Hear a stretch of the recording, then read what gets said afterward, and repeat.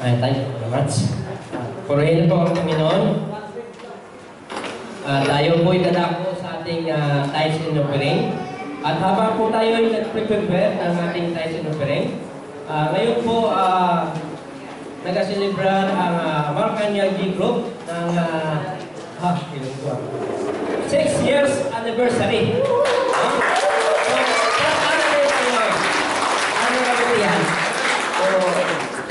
Sila po ay magbibigay ng special number. At habang po tayo ay nag-prepare ng ating tithes and offering, ang kasabay na din po ang ating tithes and offering sa pagkuha. Pamuntangan tayo ng Sister Flo, Kuya Milby.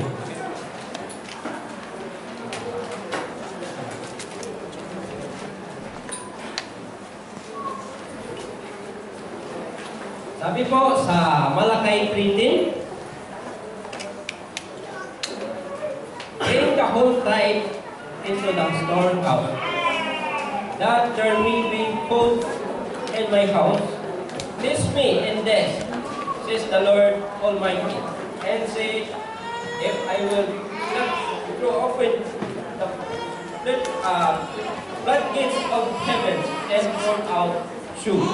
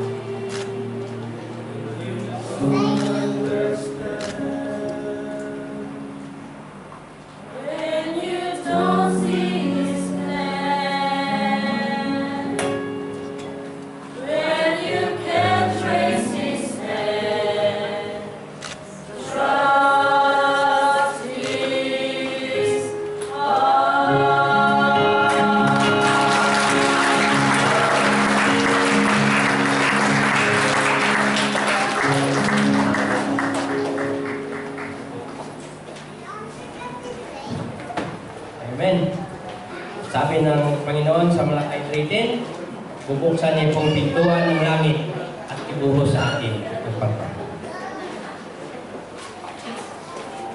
Lord God, we thank you, we praise you, Panginoon. Salamat, Panginoon, sa araw na ito. Salamat sa oportunidad na binigyan niyo po. Salamat, Panginoon. We exalt you, we praise you, and we magnify you, O God. Lord, thank you for your faithfulness. Thank you for your promises. Thank you, Panginoon, for the victory, O God. And thank you for all the abundant blessings that you have given to us. Lord God, as we offer ourselves today, Panginoon, with these tithes and offerings, you bless us. Bless these tithes and offerings, O God. Bless our job. Bless the people around this room, O God. Lord God, pinapasalamatan po namin sa iyo ang buong kapurihan, Panginoon. Lord, pinabalik po namin ang buong pagpapasalamat at ang buong kapurihan sa matamis na pangalan ng Panginoon Jesus.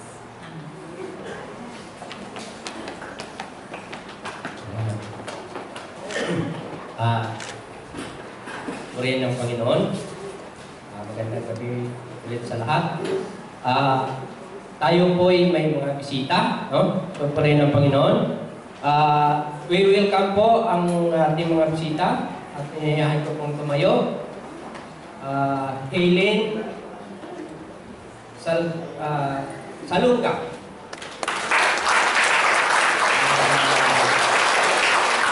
Mary Jane Erunimo.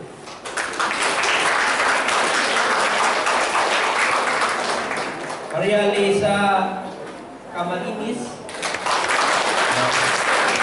Welcome po sa FPCC, Filipino Evangelical Church. So, huwag kayong matakot, mayroong lalapit sa inyo na welcome committee.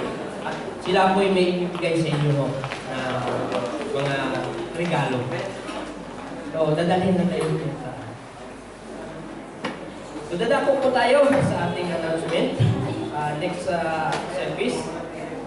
Ating po program mayroon po sa likod. Next week, service natin po ating preacher, Pastor Robert Igot, presider, chairman, Robert Abad, from leaders, Sister Faith Igot, ay sinopering, Bro Thierry and Sister Lucille. Sa ating preacher, intercession, no? Makita natin yan. At sa ating fellowship today, Maracanya D Group, and sa next week, Jahili D Group. At sa ating ginagawang every Sunday, sa ating prayer meeting, ang ating presider si Sister Tina Ulada, and sa ating devotion si Elder Bro Adrian Delio. At kung sino pa po ang mga gustong mag-attend sa ating D-Group, mayroon na tayong isang D-Group na nadagdag. No? Mayroon tayong Maracanya, Kalipa, Altuba, sa Roots, Jahili, Rihan, at sa Almunji. So, purihin ang Panginoon na marami po tayong gawain. At ipanalangin po natin na malalo pang ipag-place ng Panginoon at marami pang kaluluwa na mali. So, ngayon po, reading ulit ang Maracanya D Group ay nag-celebrar ng kanilang 6 years anniversary. So, purihin ang Panginoon sa kanyang faithfulness. Mayroon pang karagdagan? At sa ating mga may birthday, no? So, February 2, tapos na?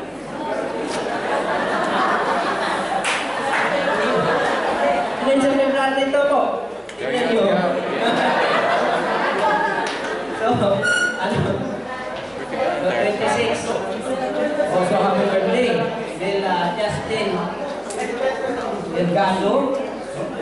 27. So, happy birthday. Ay, kunti lang, kantahan po natin silang happy birthday. Happy birthday to you. Happy birthday to you. Happy birthday, happy birthday. Happy birthday to you. Bibigay ko po kay Pastor.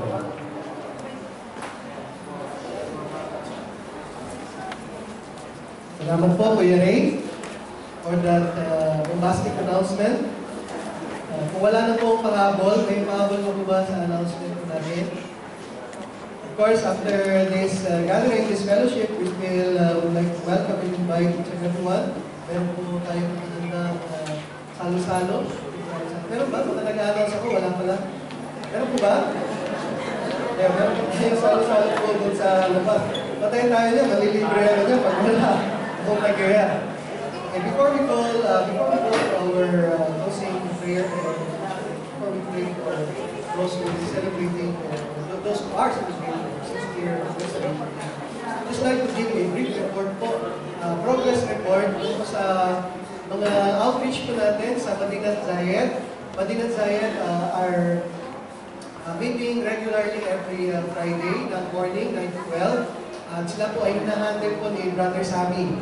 Brother Sammy Rikuyan, so all glory and honor to God sa kanyang buhay. At doon po sila nag-meet sa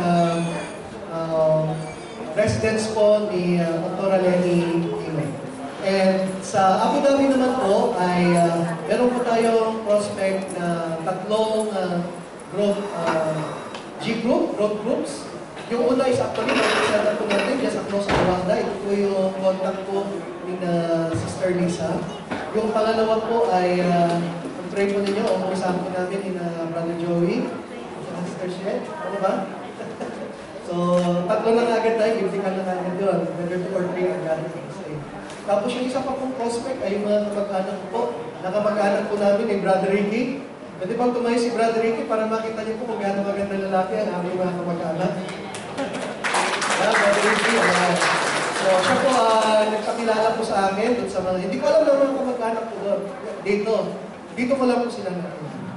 Okay, so yun po, continue to pray for our FECC outreach sa Madinat Zayed City at sa Abu Dhabi City. So as I mentioned, tatlo po ang ating dalawa na lang, sige isa ng isa na para po sa Abu Dhabi. Okay po, pwede po natin tawagin ang Marcania Road Group or G Group. Dito po sila lahat. Dito po sila mag-pray. At i-bless through prayer. Actually, gusto ko pong i-declare na ako po ay party po ng road group na ito. Kasi ako po inampun po nila. Every Thursday night, kapag kagaling po ako sa Abu Dhabi, ako po ay umutuloy po sa kanila. Ayan. Ito lang po, gano'n po ay sarap.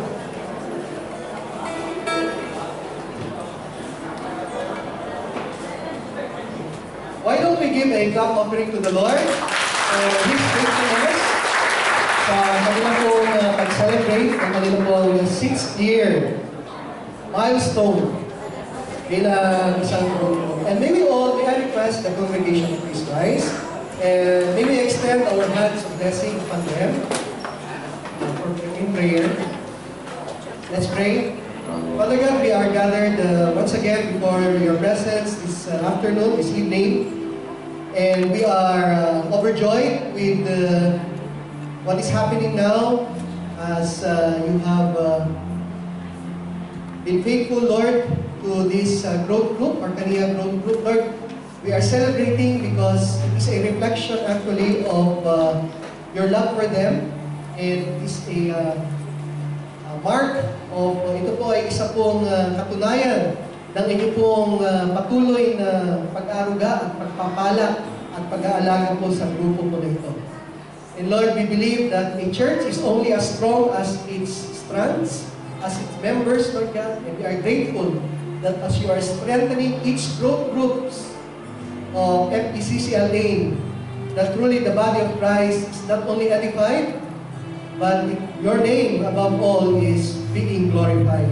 So we thank you for that.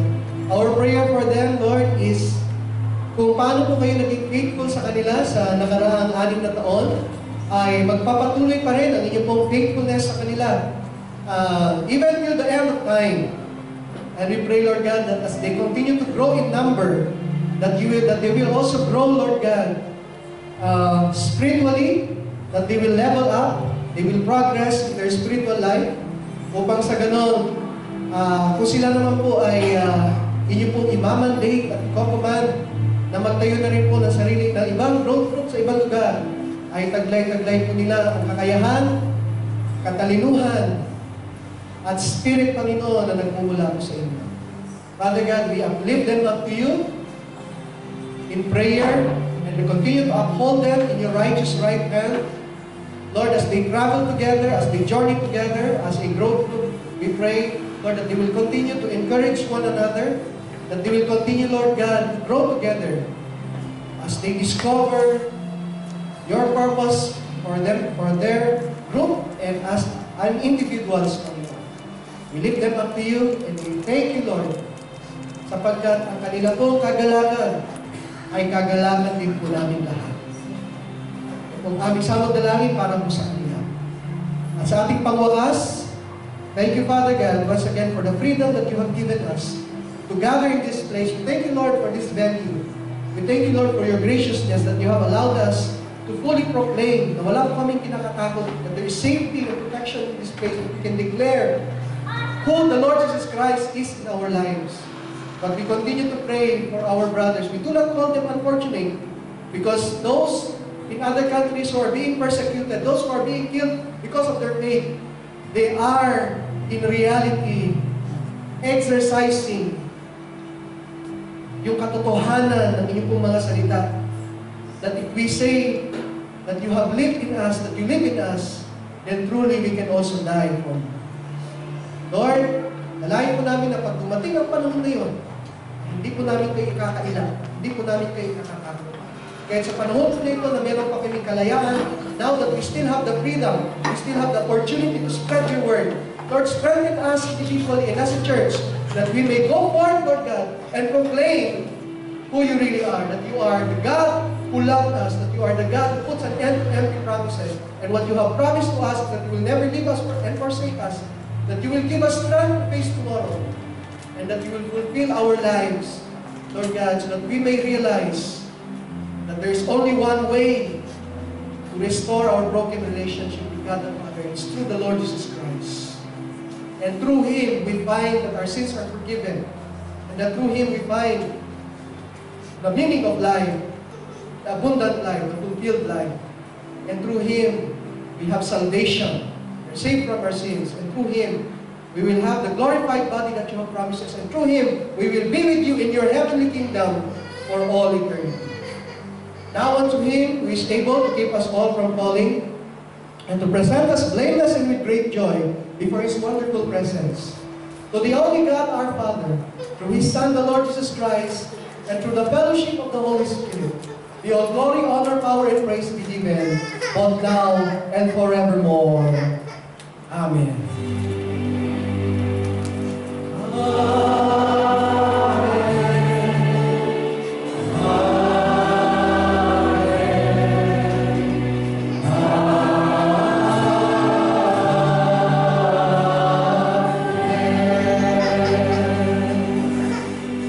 The Lord bless you, the Lord make His face shine upon you, and be gracious unto you. Palakpakan po natin ang ating Panginoon.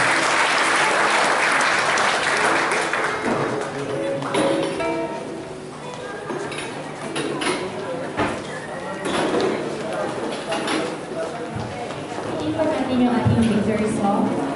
Your love is beautiful.